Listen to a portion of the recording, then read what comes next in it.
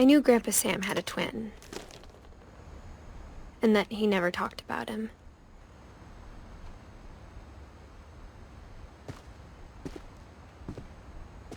I guess my grandpa didn't like history any more than my mom did.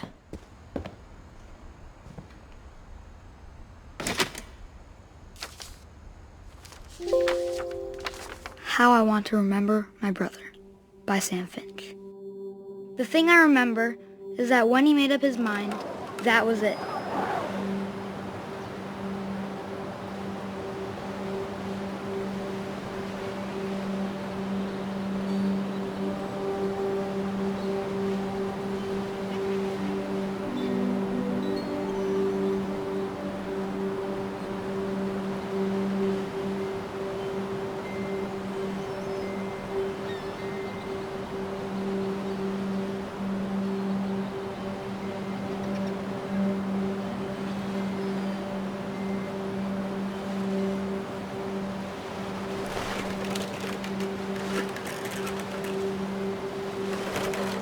My brother said he'd die before he ate another mushroom, and he did.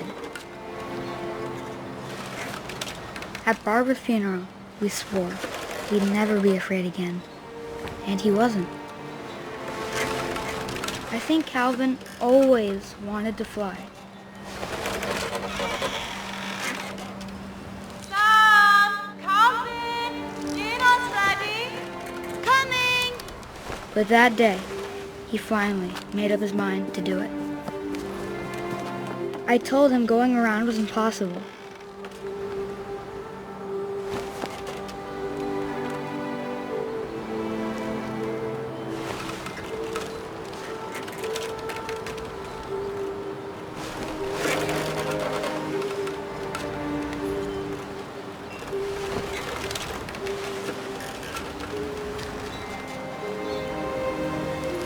Maybe if I hadn't said that.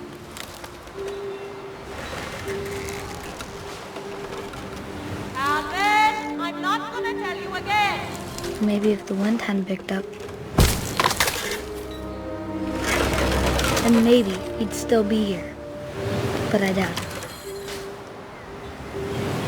I think he'd already made up his mind. That's what I want to remember about my brother.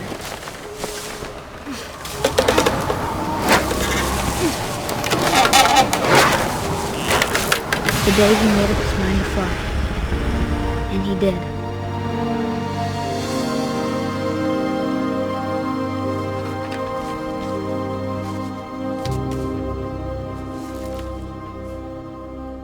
Calvin's story felt strangely familiar.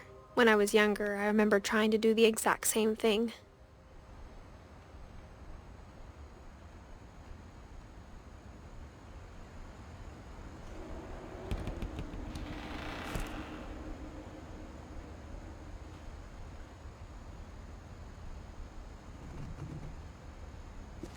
After the funeral, Edie roped off Calvin's half of the room.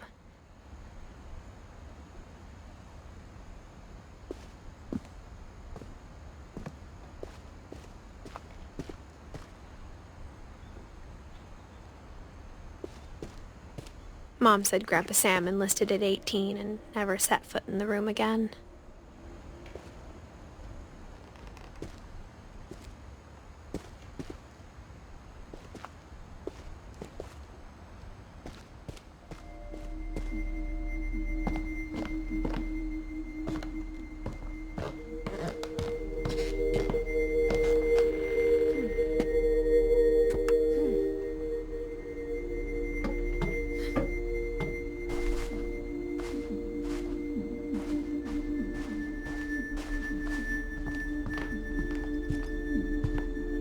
Edie gave a big interview about a mole man living under the Finch house. My mom was furious.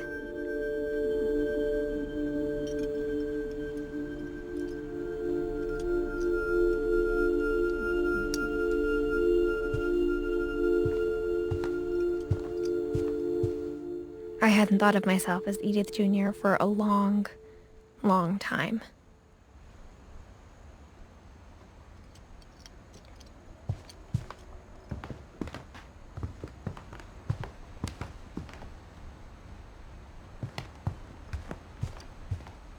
Her room was like a museum. For 500 years, the Finches have been famous throughout Norway for their fortune and misfortune.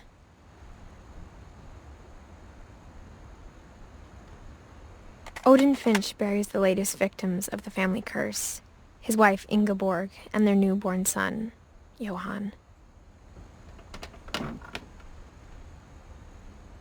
On January 7th, 1937, he set sail with his family and his house, hoping to leave the curse behind.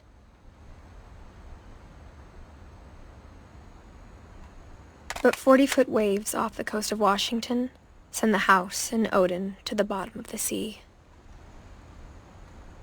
Odin's daughter Edie, with husband Sven and baby Molly, step ashore on their new home, Orcas Island.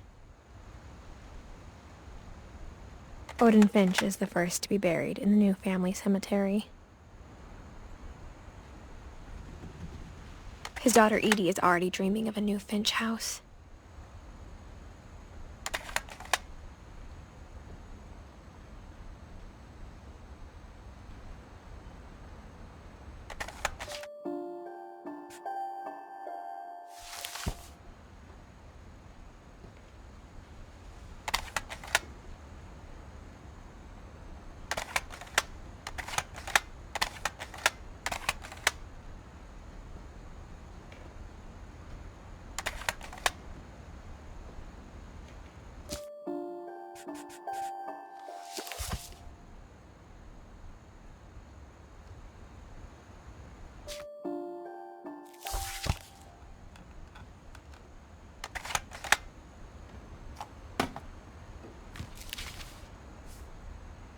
Whatever's wrong with this family, it goes back a long ways.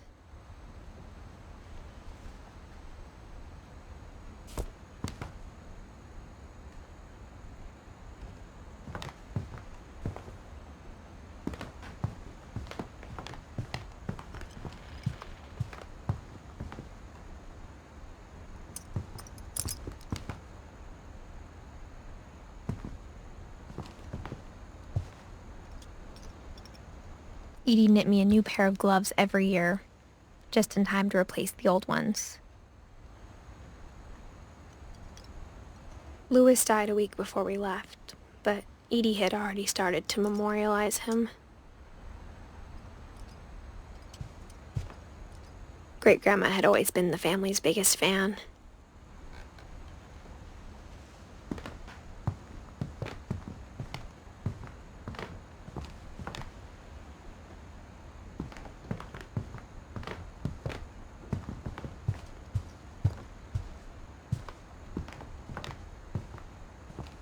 One summer, they evacuated the island, but Edie refused to go.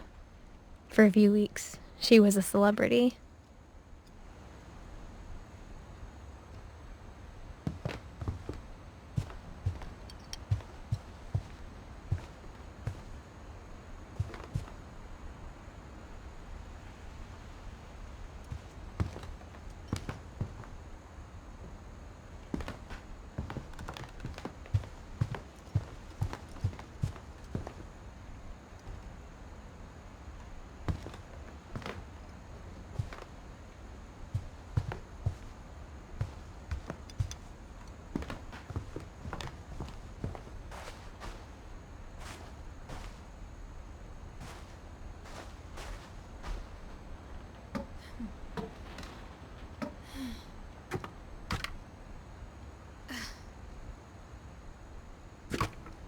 Sven gave Sam an old camera he'd refurbished.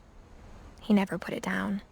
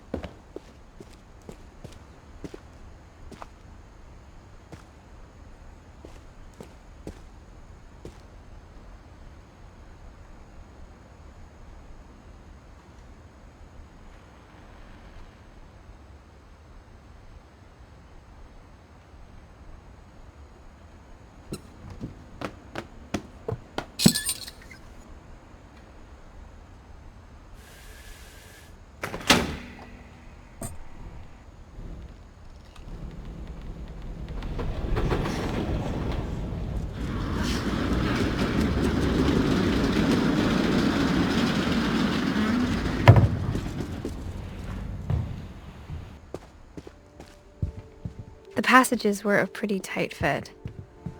They'd obviously been built for smaller hands and bellies.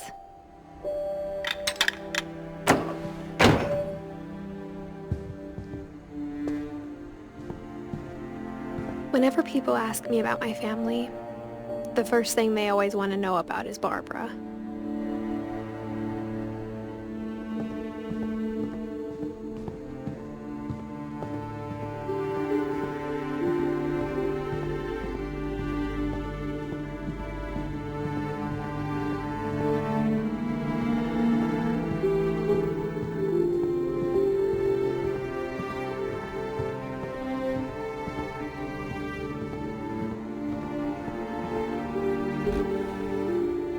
Molly always seemed like a girl I could imagine being friends with, if she hadn't died in 1947.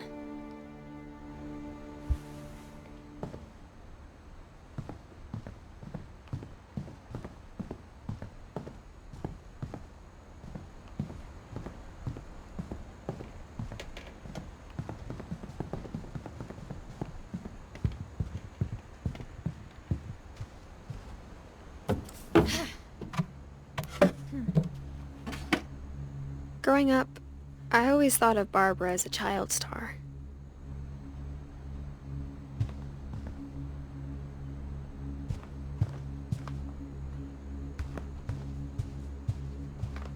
I never thought about how hard it must have been for her afterwards.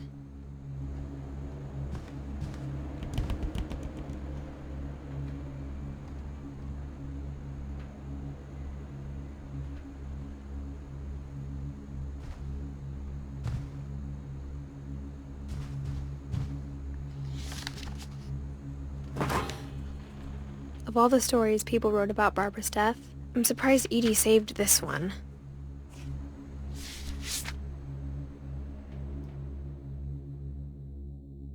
Old Jack here with another ghastly tale inspired by America's most unfortunate family. I'm calling it The Surprise Ending of Barbara Finch. As a child star, Barbara was famous for her scream. Now at 16, she was all washed up, a has-been. But in a lucky break, she'd been asked to perform her signature scream at a local convention for monster movie fans. It was just the boost her career needed. Unfortunately, her scream hadn't aged well. Getting better. I think you just need the right motivation. Her biggest fan and current boyfriend, Rick, was about to demonstrate when... Now that was a great scream. It was Barbara's father, Sven. He'd slipped into a table saw and had to be rushed to the emergency room. So Barbara got stuck babysitting her youngest brother, Walter. Her convention comeback was cancelled. Okay, I'm hearing frustration, but I'm not hearing terror. What if I tried... A gang of hoodlums in Halloween masks have been terrorizing Orcas Island tonight. Police are urging residents to... That came from the basement. You're right! Also, I loved your delivery on that. Why is your basement door locked? Because my dad likes making puzzles and secret passages. There's a key hidden in the music box. The secret is to keep winding and winding until finally the key pops out. Thanks, babe. I'll be back in a sec. 20 minutes later, Rick hadn't returned. So Barbara went to look for him, right on cue. She reached for the music box.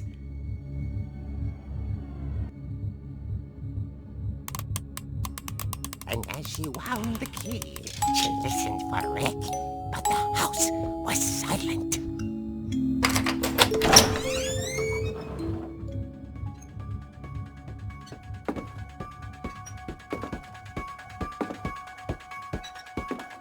She found Rick's crutch and imagine the worst.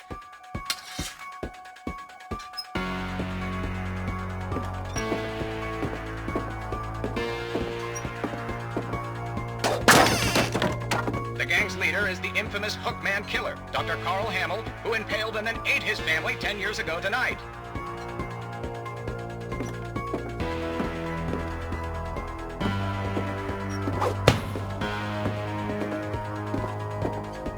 The old fridge rattled and grew still.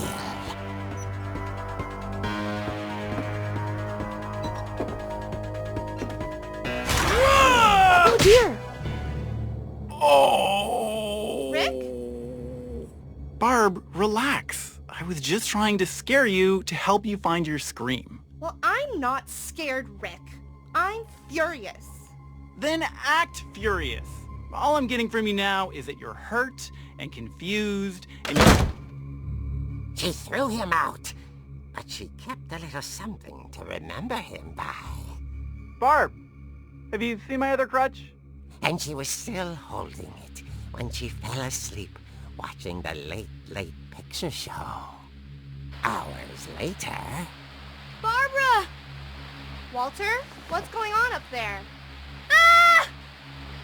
Okay, I'm coming up, but if this is a trick, you're dead, Walter.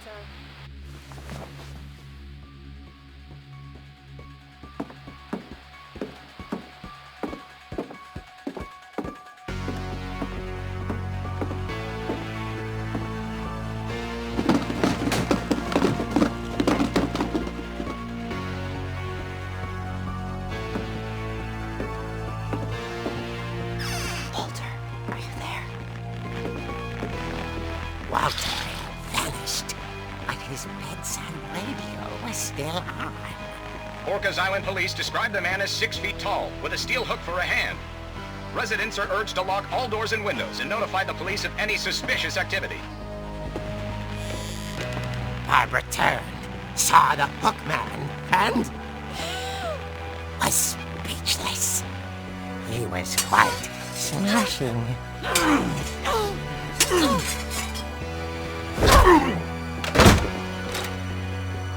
And he was. He couldn't get enough of Barbara. Okay, Barbara, there's gotta be another way out of here.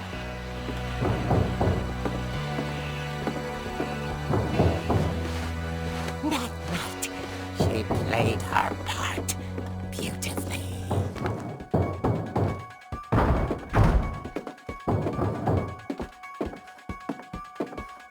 She thought about abandoning Walter, but just couldn't do it. Molly's door hadn't been opened in years. The hinges groaned.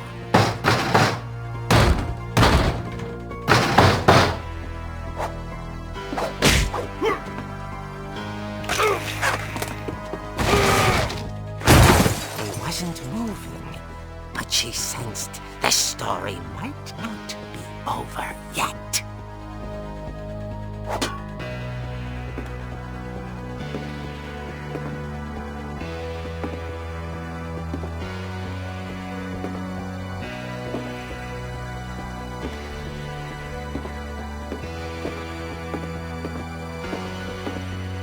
The hookman had vanished. She listened for his breathing, but all she heard was...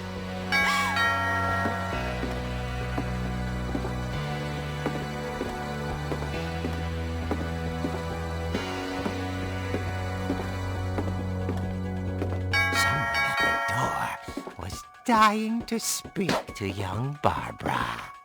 At the door, she heard whispering. It was coming from inside the house.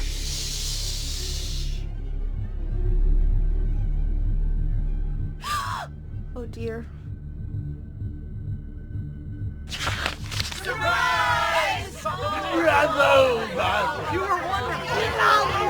monsters had come to surprise her. For Barbara, it was a dream come true. Then she saw what kind of monsters they were, and she realized what was about to happen. She was going to be famous. And with her final breath, Barbara Finch gave the performance of her life.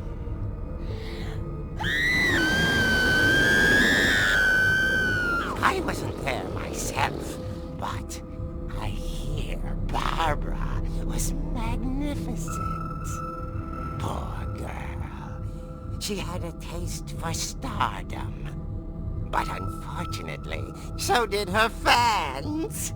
Of course, the police blamed it all on poor Rick, who disappeared the same night. And little Walter? Hiding under his bed the whole time. He took it all pretty hard, but that's another story. As for Barbara, tucked inside the music box was all they ever found of her. Her ear. Now that's what I call a real eerie tale.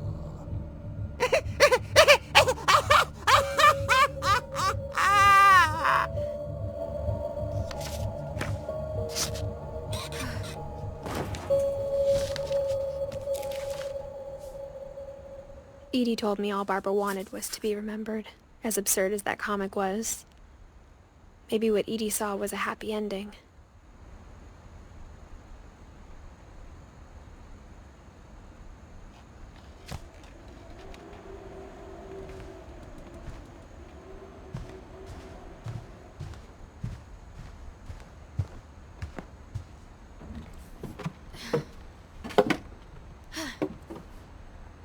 I guess now I know why Mom didn't like me playing with the music box.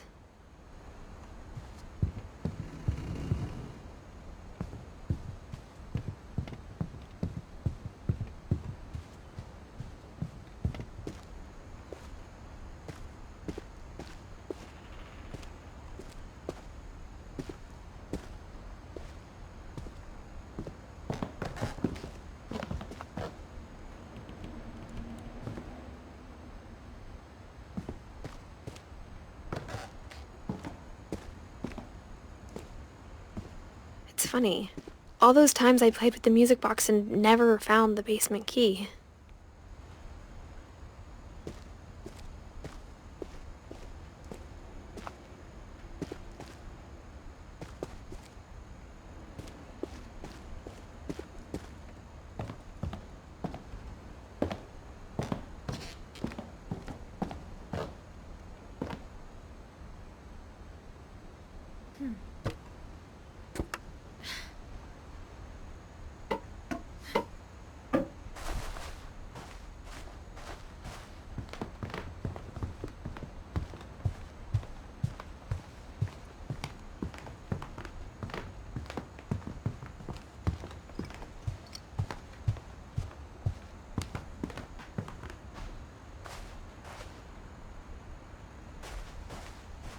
I wonder if that comic was right about there being a key inside the music box near the basement.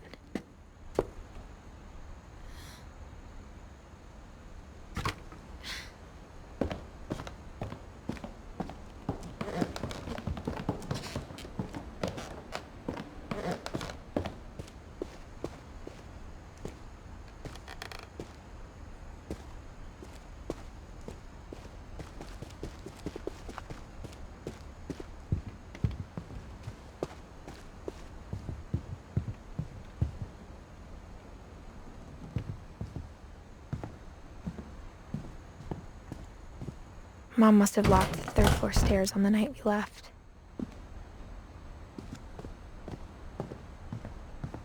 Maybe I should go check out that music box down by the basement.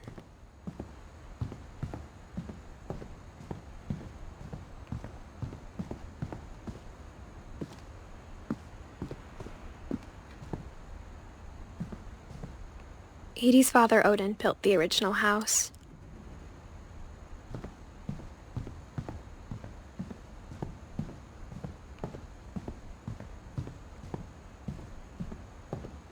If I keep winding the music box, maybe a key will pop out like it did in the comic book.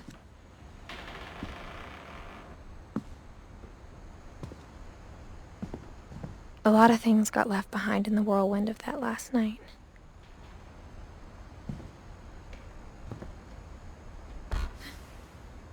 Edie told me once that every Finch who ever lived is buried somewhere in the library. My mom wasn't much of an optimist, but she never stopped believing that my brother Milton was alive.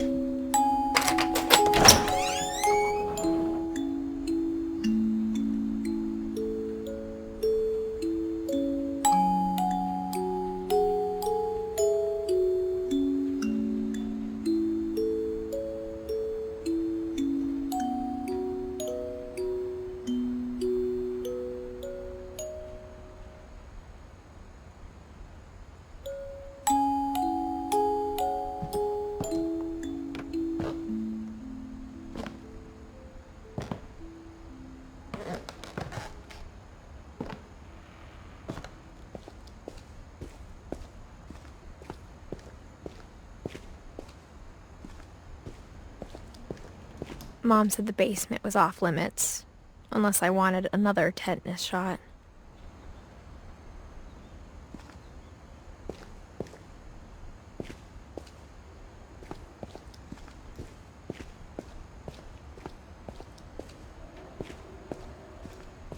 I saw Edie sneak down to the basement once, carrying packages. I thought maybe she was hiding presents.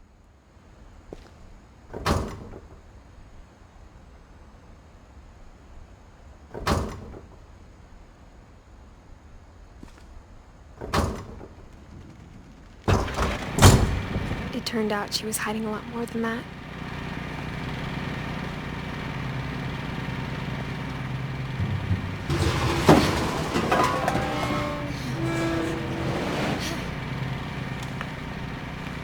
I remember asking Mom once about where Walter had gone. She said after Barbara died, he got as far away as he could. If there's a pattern in all these stories,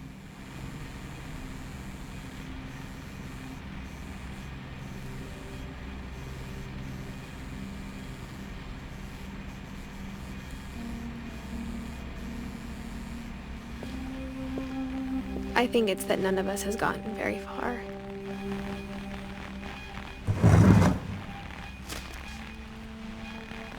Goodbye, everyone. I can't believe I've been down here for 30 years. On that first day, after the shaking started, I didn't think I'd survive a week.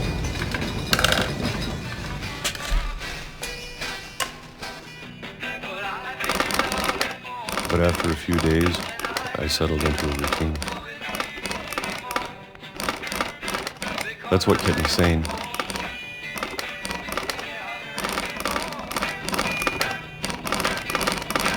Having a schedule, living for today. I always expected to be dead tomorrow. But if you wait long enough, you get used to anything.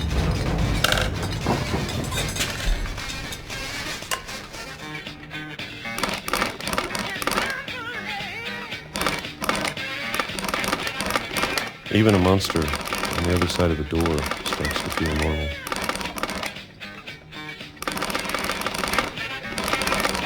Almost friendly.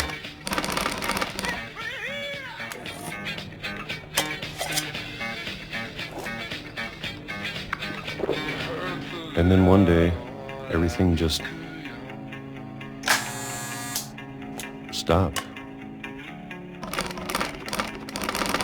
Whatever that thing was, it was gone. Maybe it got tired of waiting. Or maybe I just got tired of being afraid.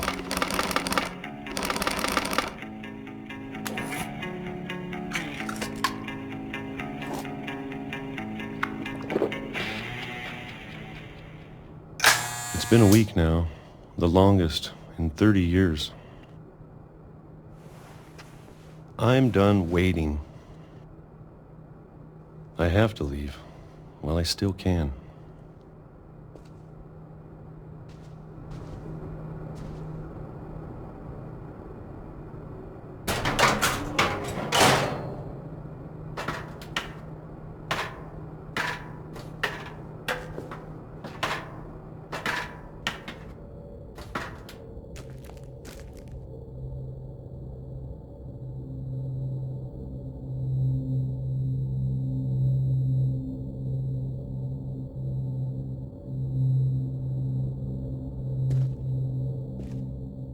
I know it's out there, somewhere. Whatever killed Barbara and Molly and Calvin. Maybe this is all a mistake. But I need to stop living the same day, even if it kills me.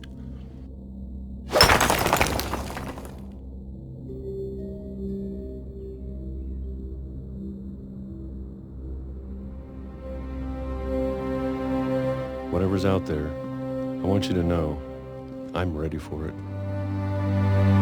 I'm going to appreciate all of it, especially the food. I don't mind if I only have a year left, or a month, or a single week. I'd be happy with one new day. I can already imagine the sun on my face.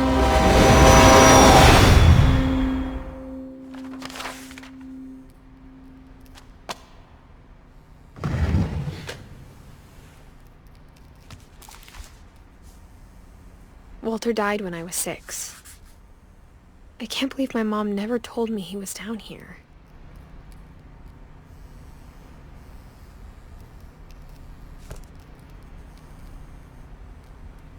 I'm sure my mom was trying to protect me.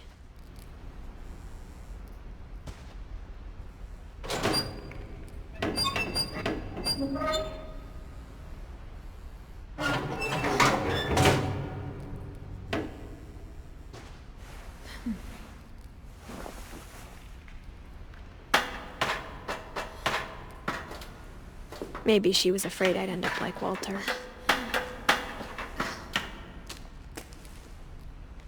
But if she never told me about an uncle under the house, I can only imagine what else she was hiding. I don't want to make the same mistakes she made, trying to bury something that's still alive.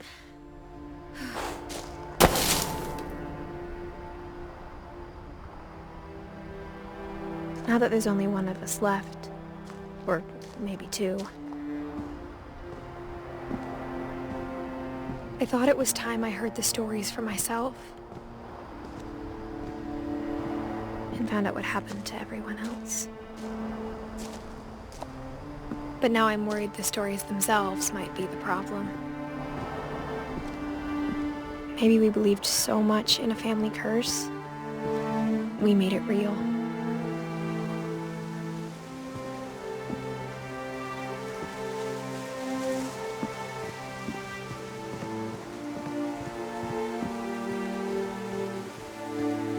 I don't know if I should even be writing this.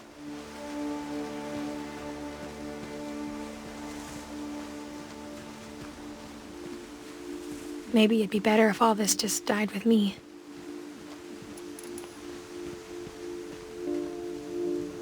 But I thought you should know about your family.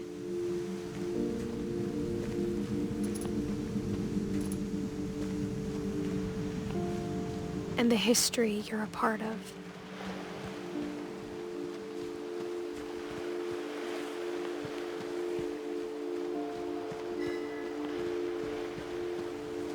Though to be honest, I feel as lost as you probably do right now.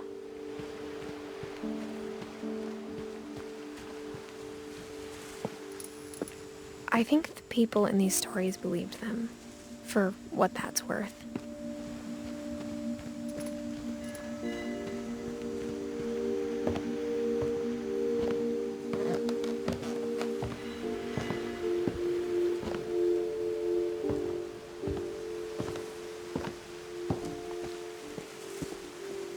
when you look at the house, that history of imagination and stubbornness and madness, any of it seems possible.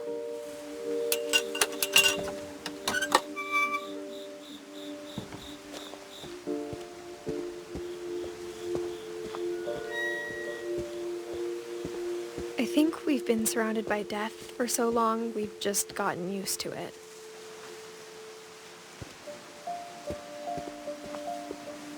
What kind of family finishes building a cemetery before starting the house?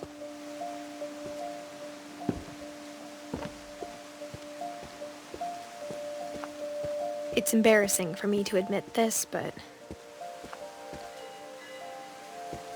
the pet cemetery made me more uncomfortable than the human one.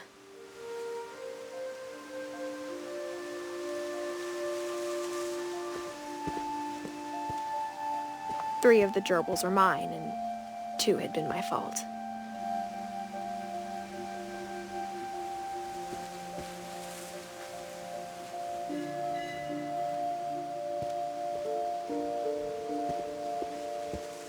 Sven built the house, but it was Edie who designed the cemetery.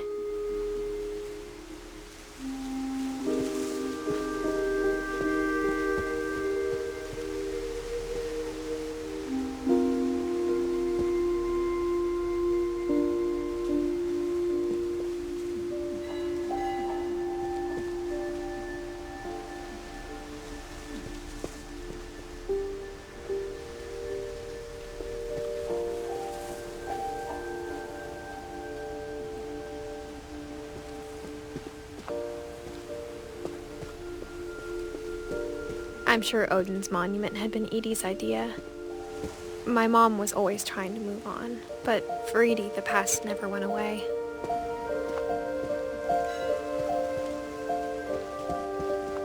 She could see it poking out of the water at low tide.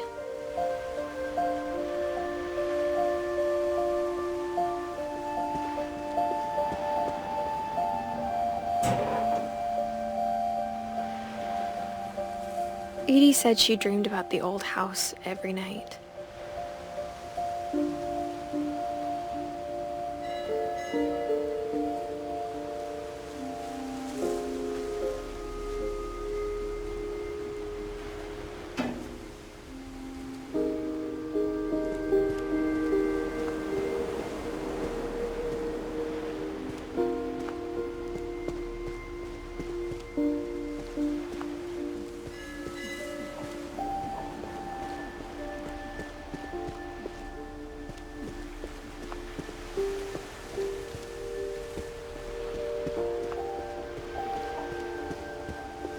Edie's side was always easier for me to understand.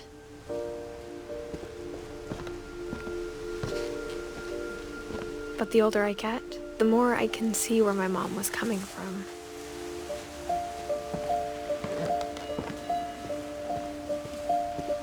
Her dad had been pretty strict, but it wasn't enough to save her brothers. She was just trying to do better.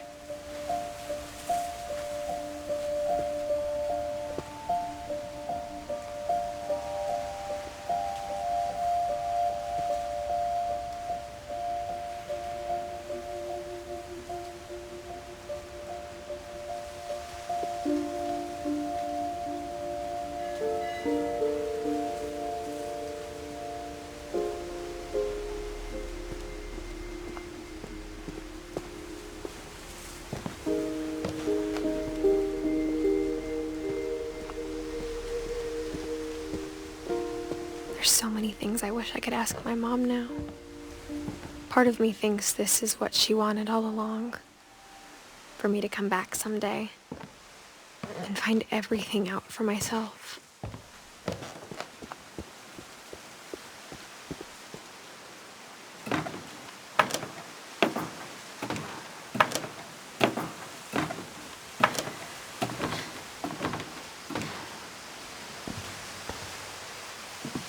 But looking back on it now,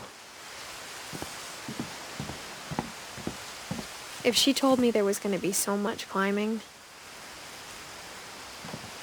I never would have come when I was 22 weeks pregnant.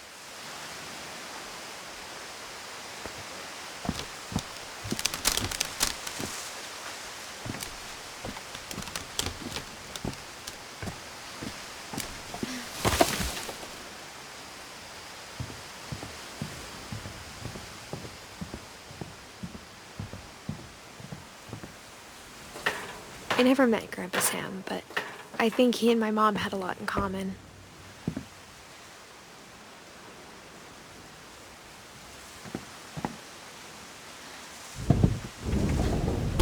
They were both pretty intense.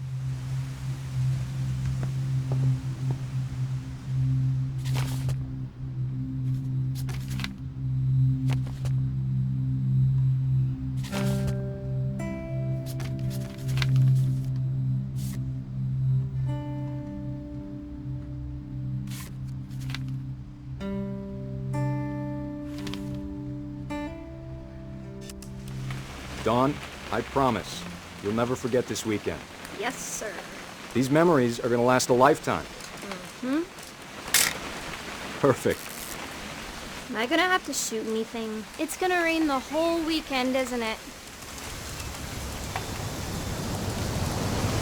I will never forget this weekend, Dad. That's the spirit.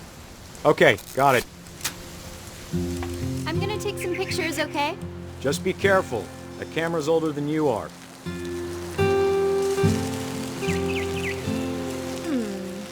Definitely should not have drunk all that coffee. Hey! That's a keeper. I'm just saying, I'm not always gonna be here, Don. You'll need to remember this stuff, if you want to survive. I'll be fine, Dad. You know who else thought he was gonna be fine? Some guy who died. Don, I'm being serious. I know, Dad. You're always serious. Doesn't being out here make you want to chill out? Well, to tell you the truth, I haven't been out here in 20 years.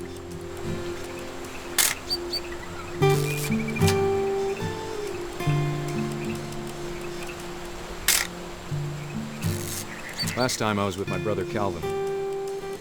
Man, that was a great trip.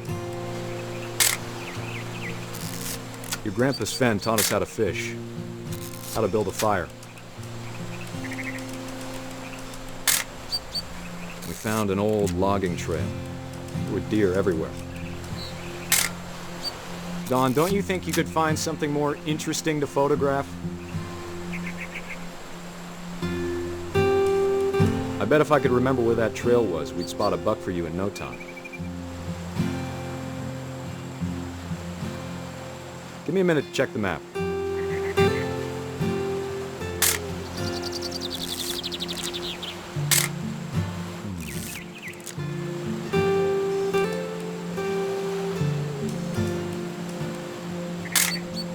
Let's see.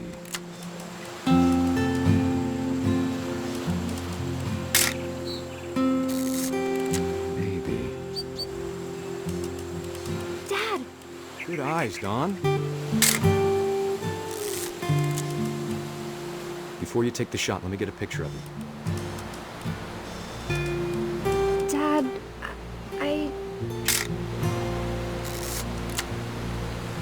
Let me get behind you. do I have to do this? Don, you don't have to do anything. But if you want to survive, you'll need to be strong. Great shot, Don!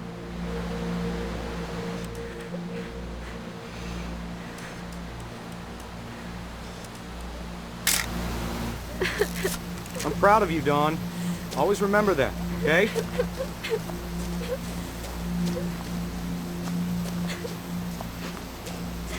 Dad, it's twitching. I think That's it's totally sick. normal, Dawn. Just focus on the camera. Try not to think about— Dad!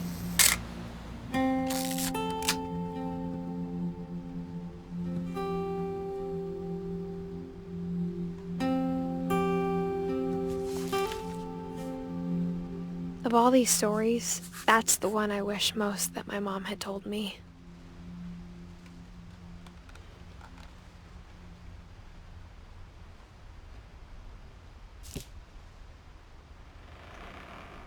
Sam spent his life shooting photos, but Mom said he got nervous being in front of the camera.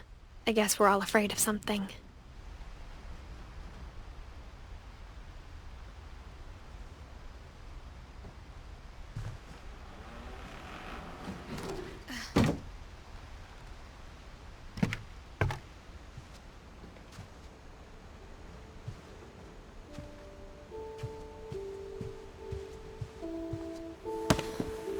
After Sam died, my mom and Edie got really close.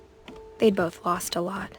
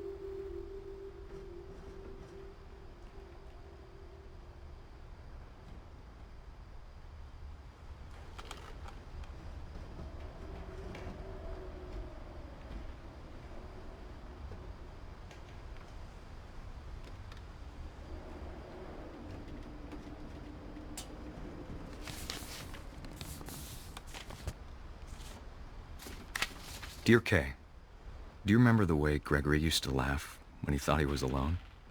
Like something funny was happening, but only he could see it.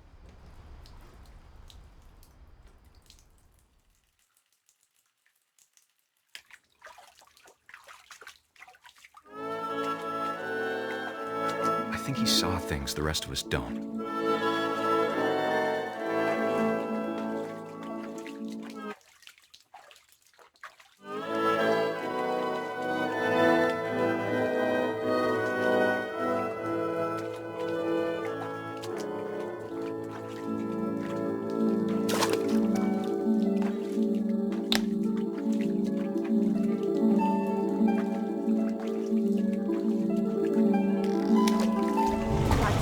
Gregory, it's time to... Hold on, sweetie. Hello? Sam, I told you I don't want to talk right now. I wonder what he saw.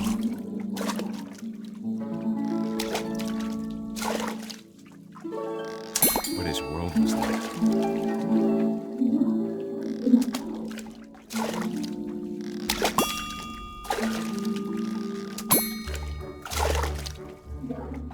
He reminded me so much of Calvin. Lost in his imagination. Whatever it was he saw.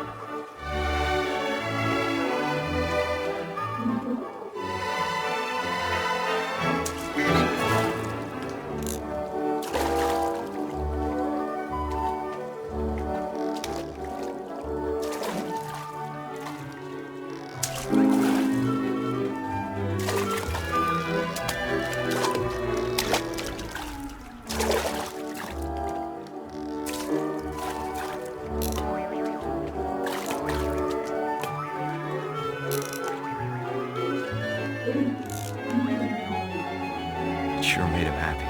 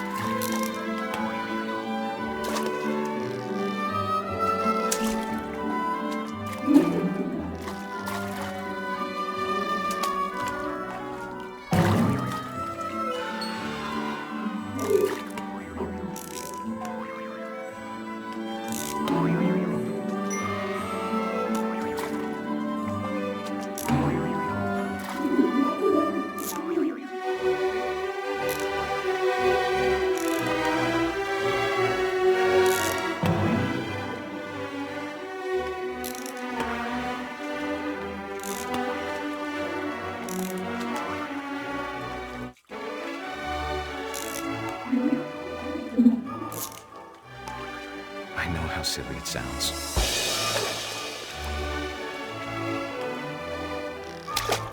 But I worried about a baby being too happy. But I could feel him slipping away. Sorry about that, Gregory. I know you did everything you could. Maybe if I hadn't called that night.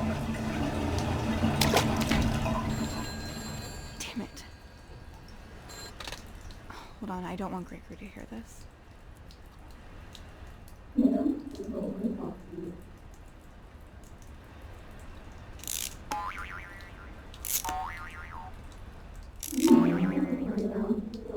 I wish he could have told us about the world he saw.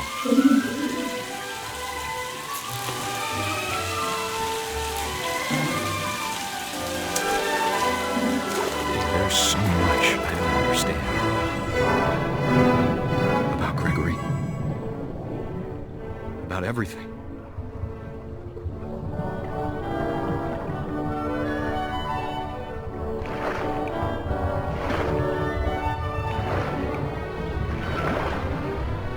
What happened wasn't your fault.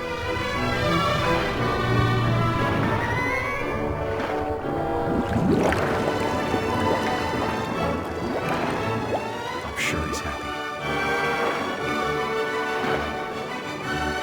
And he'd want you to be happy too. Good luck, Kay.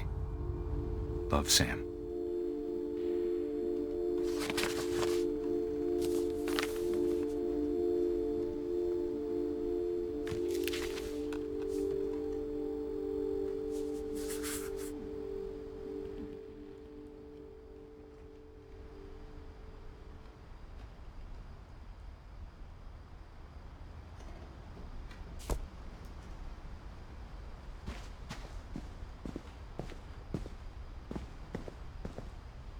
I can't imagine my mom ever writing poetry, and yet... A poem for Gus, who always said the wedding was a bad idea.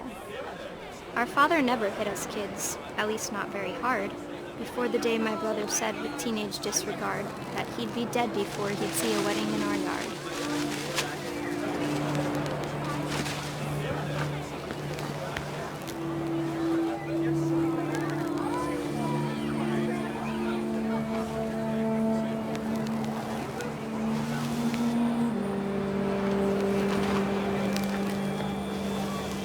My father made him come, of course, but Gus stood far apart, just flew his kite and bottled up the storm inside his heart.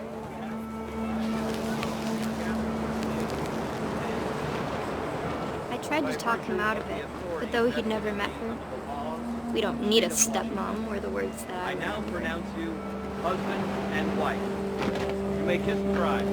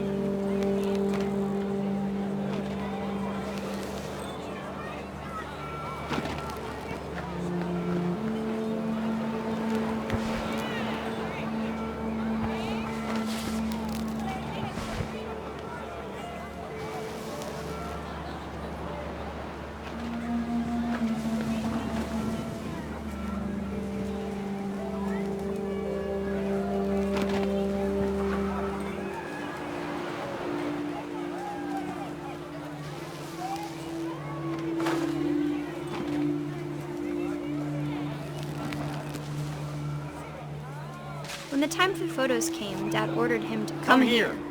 But Gus declined and as a sign held up his middle finger.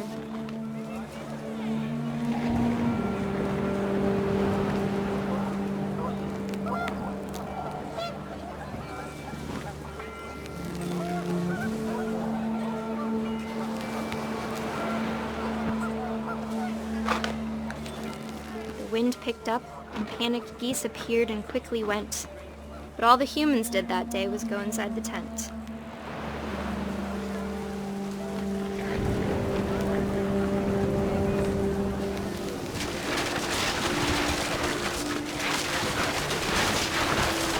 rain came down in buckets then, but no one seemed afraid that nature might destroy the tent our dad had crudely made.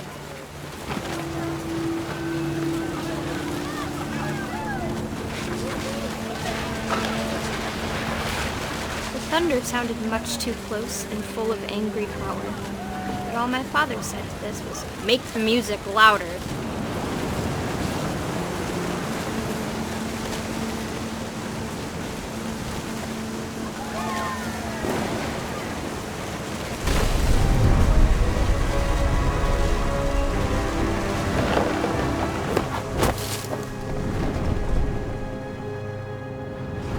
I wish that I could truly say I thought about you on that day. Out there on the beach alone, just you, the wind, the sea, and foam. But I didn't, until we found you.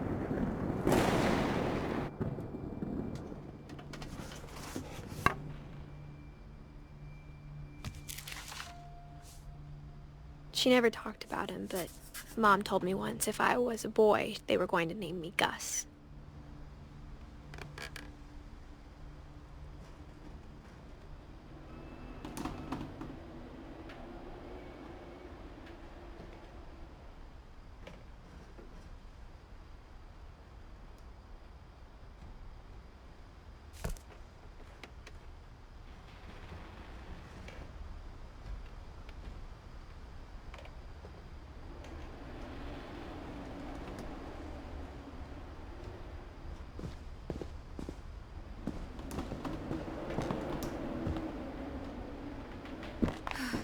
My mom moved up to the loft after her brothers died.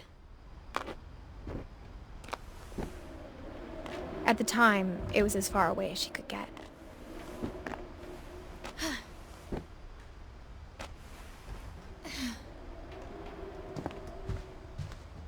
She spent a summer building houses in Calcutta, where she met my dad, Sanjay.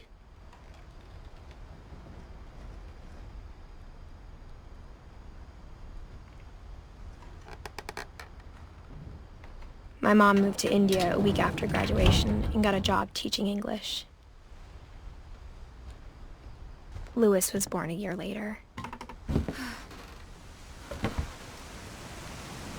When my dad died, I don't think Mom knew where else to go.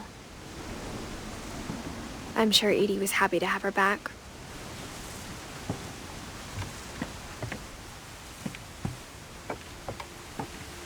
The house had to get a little bigger, but Edie was used to that.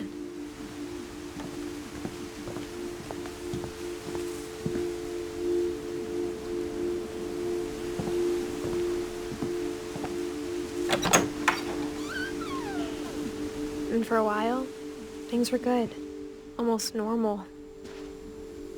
But it didn't last.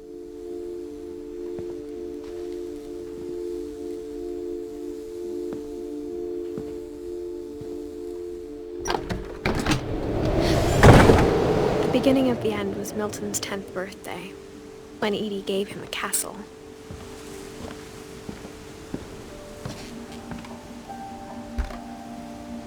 After Milton disappeared, the only thing he left behind was a room full of paintings.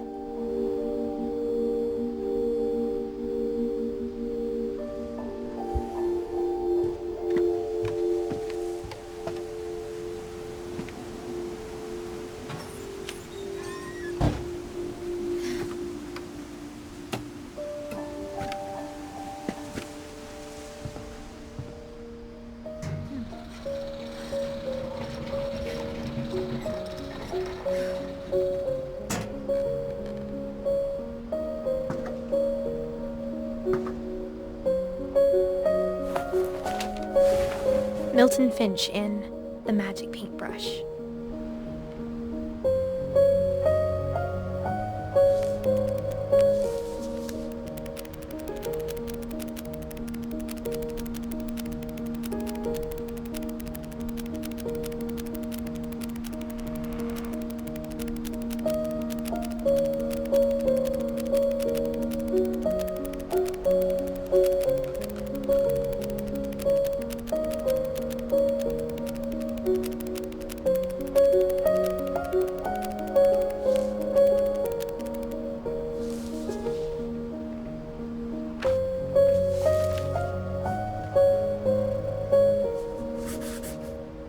I was 4 when Milton disappeared.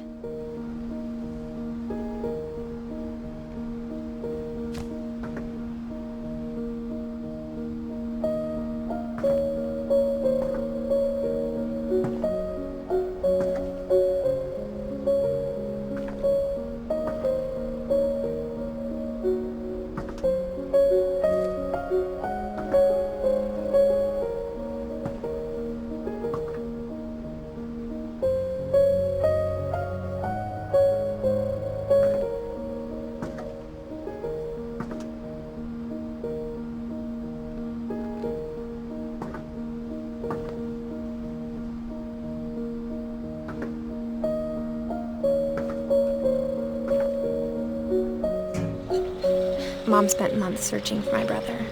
Then she sealed the doors.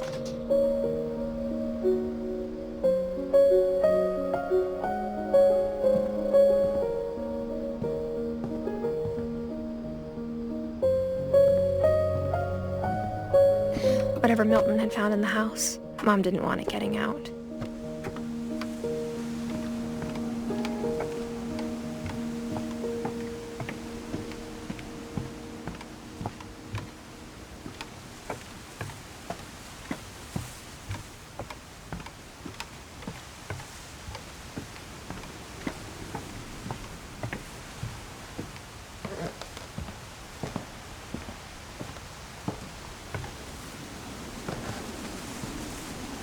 Mom definitely blamed Edie, but I think Louis blamed himself. After he graduated, he just spent more and more time in his room, until Mom got him a job at the cannery.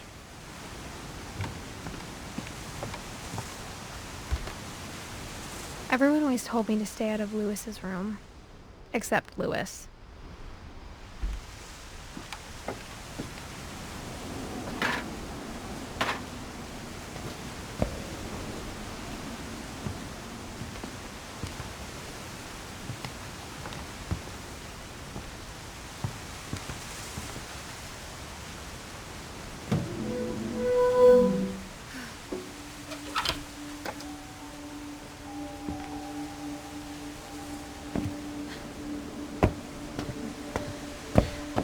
Louis's room smelled very, very familiar.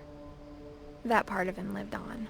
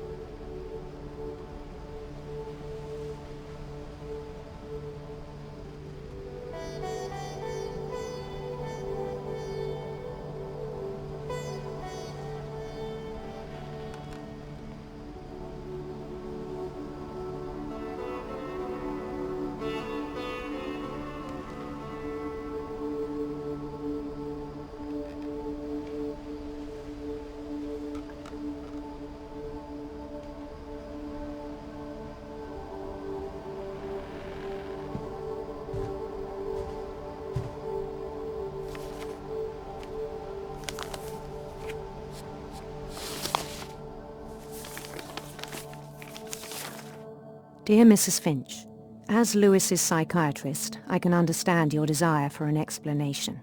As I see it, the trouble began in January, shortly after we convinced your son to seek treatment for substance abuse. Newly sober, I believe Lewis first noticed the monotony of his daily life.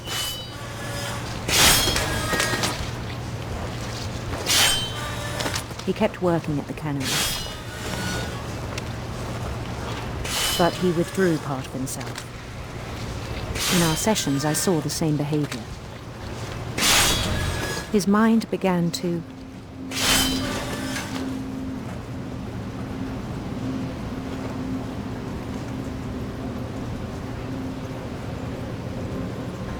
wander.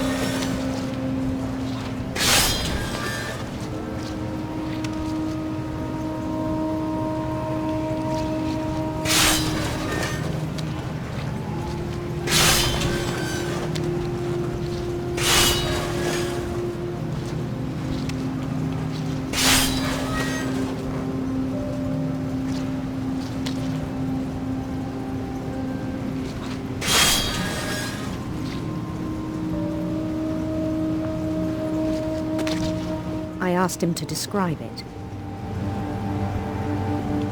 He said he started small, imagining a labyrinth.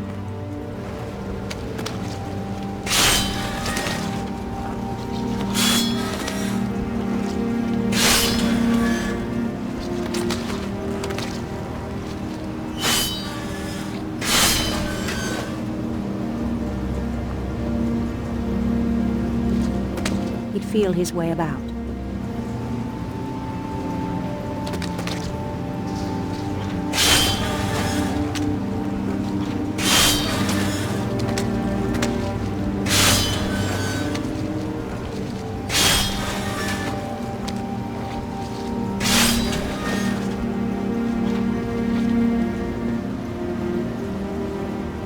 Then something moved. Bats. And toads.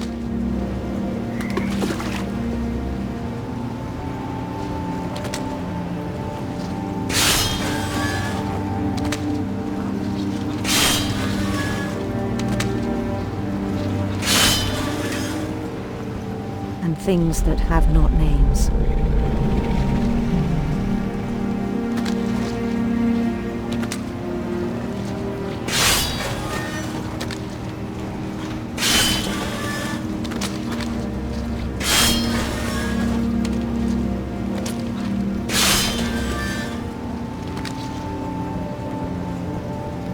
He knew it was all in his head.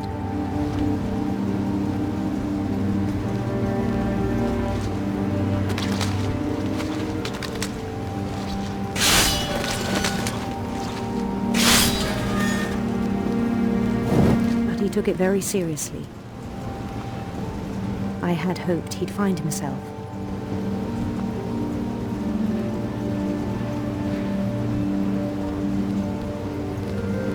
But he found something more.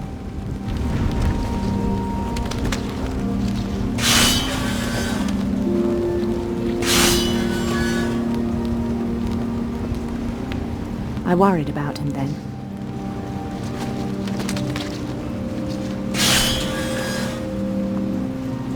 Daydreaming at the cannery,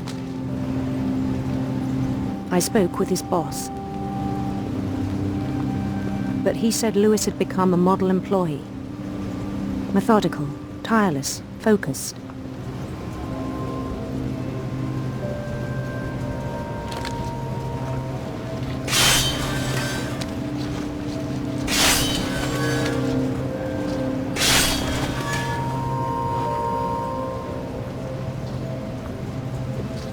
Like a whole new Lewis. So I let him go on.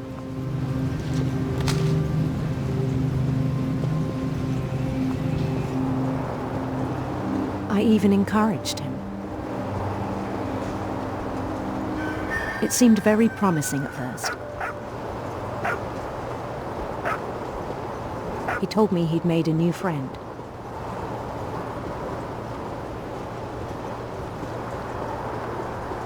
On the edge of a city he named Lewis Topia.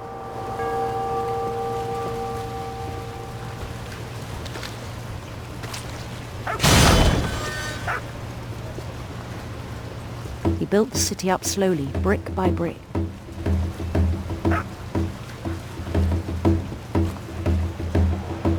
Then he made musicians.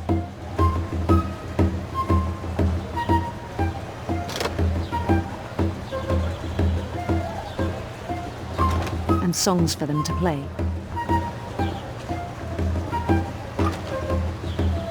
He talked about starting a band.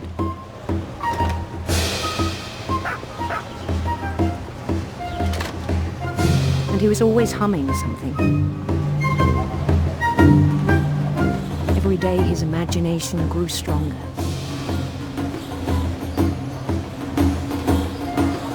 He no longer spoke at the cannery. But his chopping was as reliable as ever. Then one day it struck him.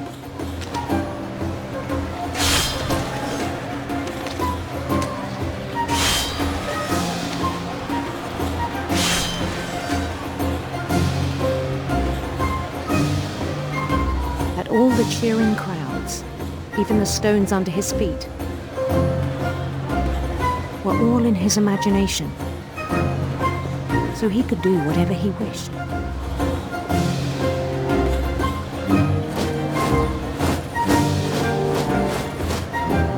He held an election for mayor, and he won. They begged him to stay, but his mind was already wandering. It became a game for him.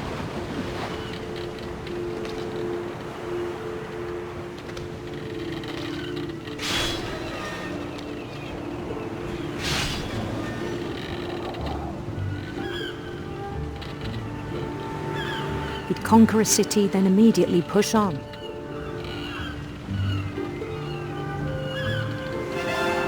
New Louisville.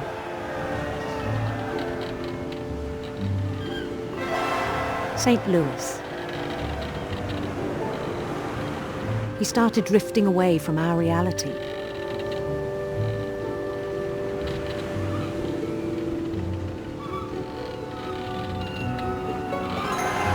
Minneapolis. Until one day he forgot to go home from the cannery. Even as his mother pleaded with him, part of Louis kept sailing on.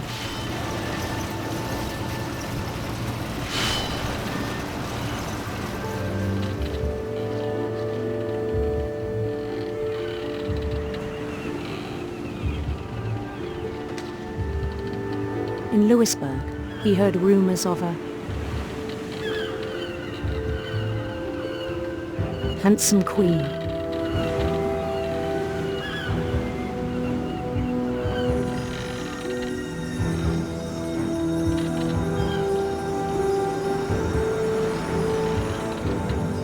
The queen was on her own quest for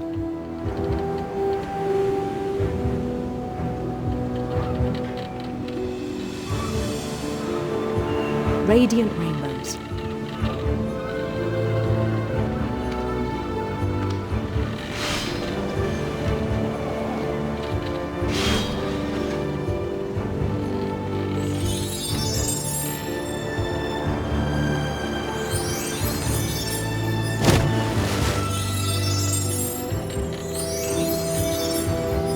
He followed the sound of her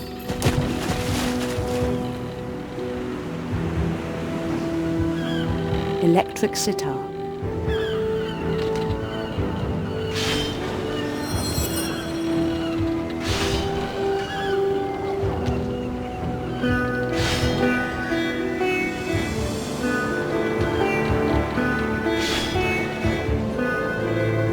His chase led him to a golden palace east of the sun and west of the moon.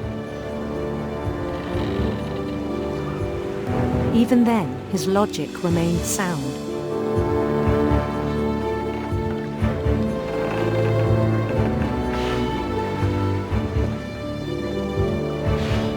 He knew the world was all in his imagination.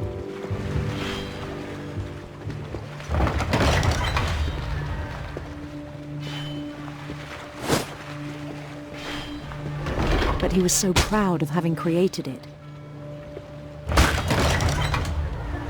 In his own eyes, he'd become something greater than a king.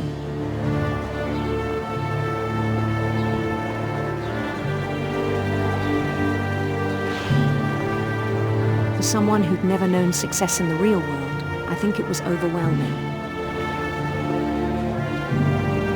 And then it struck him that the real Louis was not the one chopping salmon, but the one climbing the steps of a golden palace.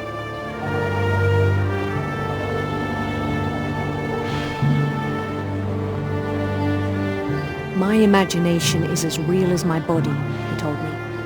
It was hard to argue with him.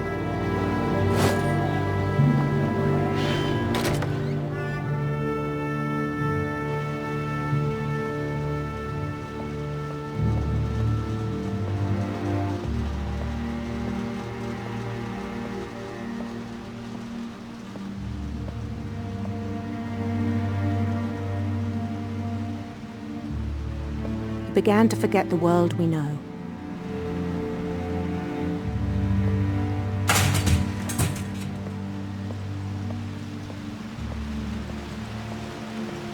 I think it pained him to remember Lewis, the cannery worker.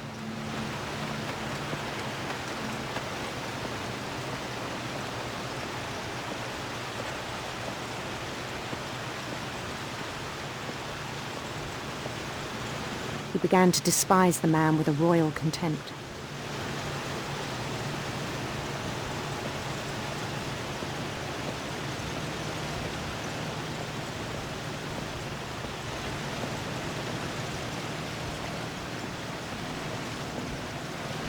I still thought I could save him.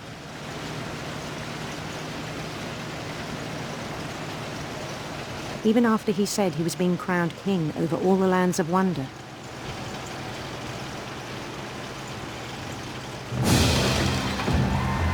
The palace would be packed with his companions.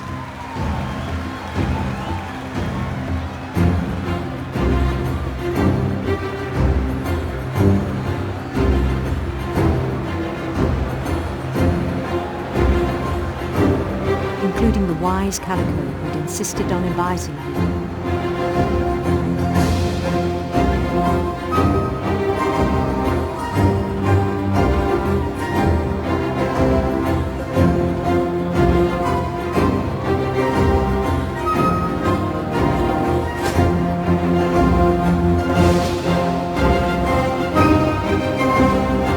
His queen waited, holding his crown.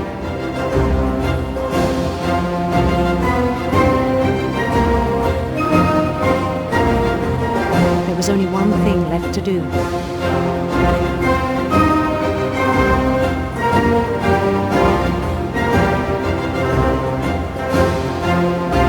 Bend down his head.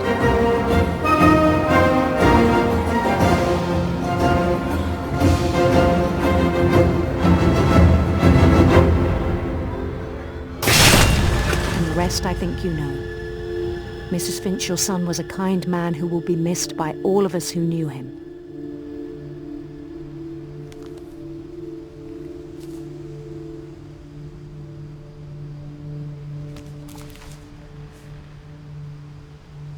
My brother was really cool. I wish you could have met him.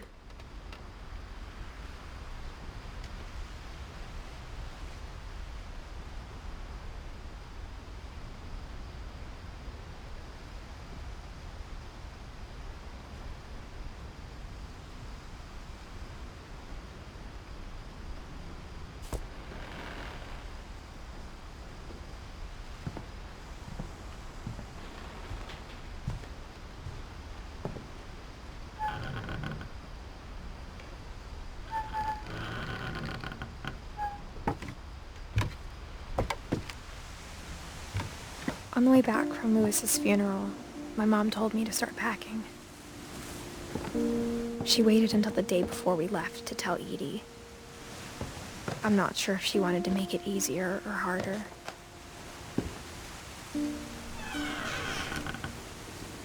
I wish we'd stayed. But I understand why we left.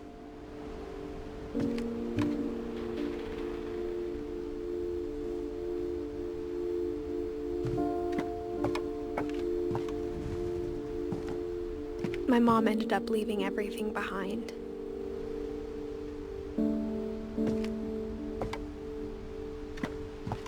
What happened that night had been coming for a long time. Maybe it should have come sooner.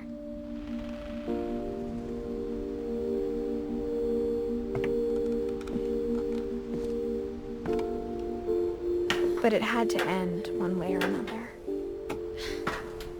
All that's left now is to tell you about that last night.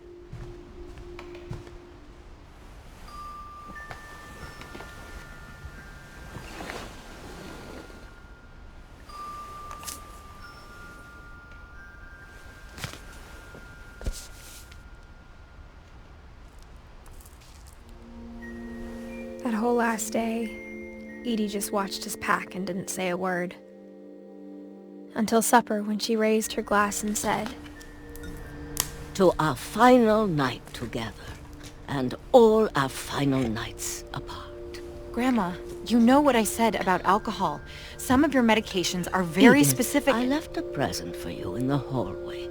Why don't you go open it? The grown-ups have to argue now. I'm sorry, you're right. We're all leaving tomorrow. Let's just enjoy our last... I'm not leaving. Edith, you're excused.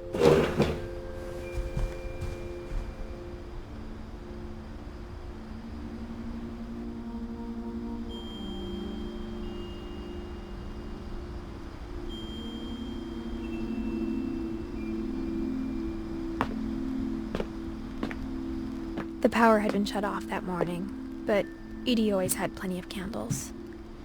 When my mom sealed the library, I don't think she knew about the other entrance. Or that Edie had a key to it.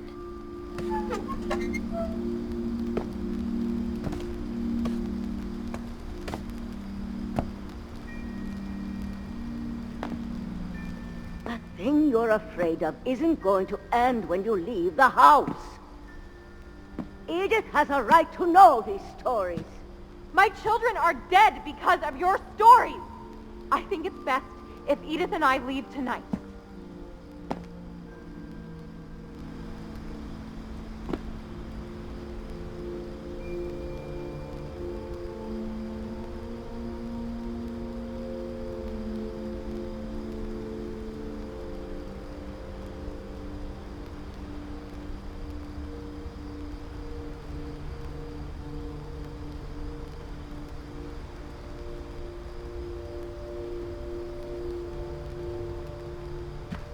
We'll have the nursing home send a van for you in the morning.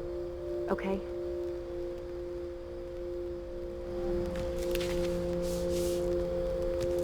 Dear Edith, there's so many stories I wish I could tell you, but there's only time for one. This is about what happened on the night you were born. That night, the tide went way, way out.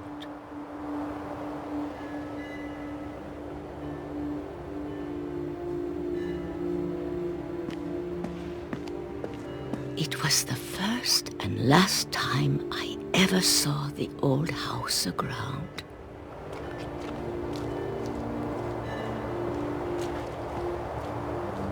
There'd been an earthquake out in the middle of the ocean.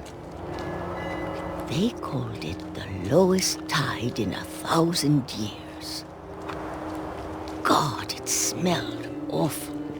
You know, I've seen that house every day of my life.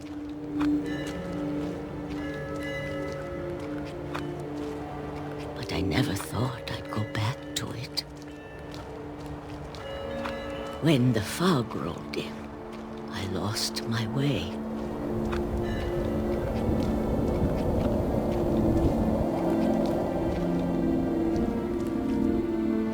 I got turned around.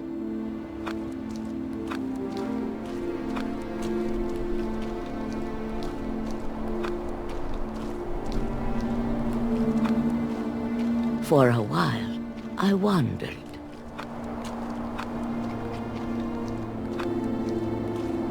I started seeing things.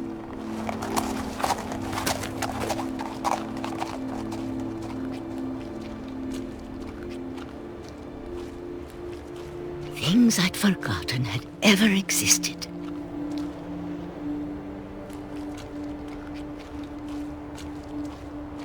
But when I saw them, they felt like old friends. That night, a lot of things came back to me. Or maybe I came back to them.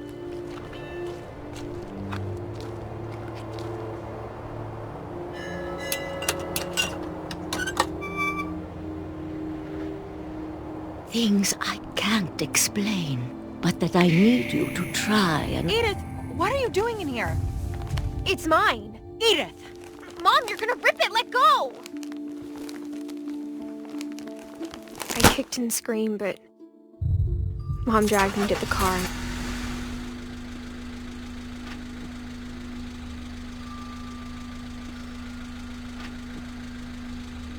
I never saw Great-Grandma Edie again. The next morning, the band came to pick her up, but she was already gone. After that, we moved around a lot.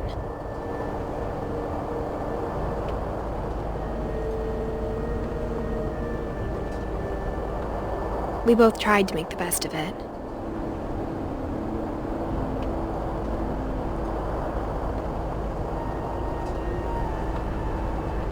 A few years went by.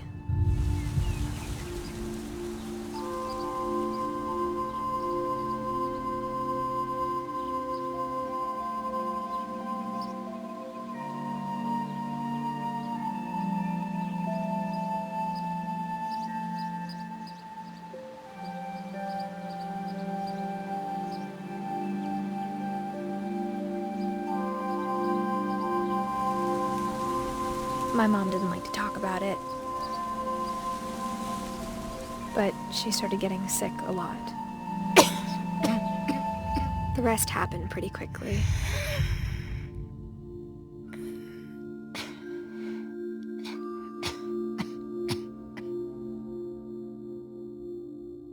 She got better for a while, and then she didn't. And then I was alone.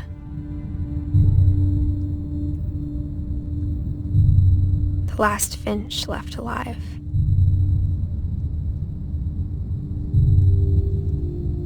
Until I found out about you. I'm still not sure what to tell you about all this. If we lived forever, maybe we'd have time to understand things. But as it is, I think the best we can do is try to open our eyes and appreciate how strange and brief all of this is.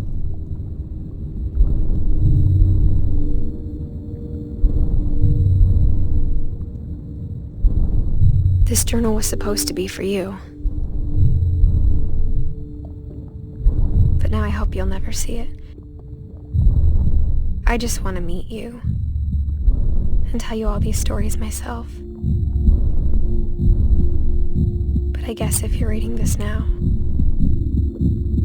things didn't work out that way.